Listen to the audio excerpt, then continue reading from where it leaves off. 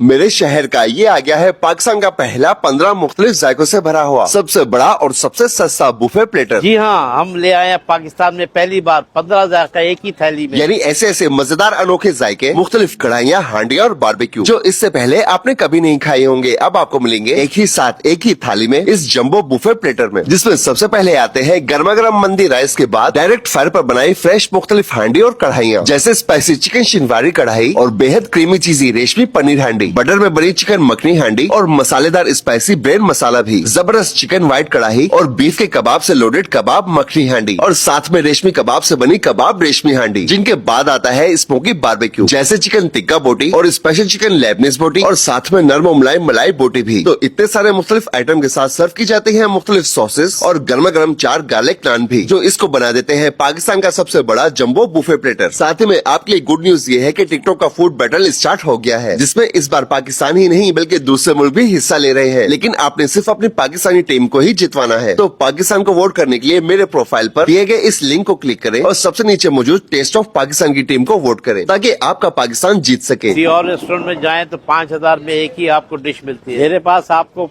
5,000 में 15 आइटम मिल रहे, जो आपको कहीं नहीं मिलेगा, जिसको 7 से 8 लोग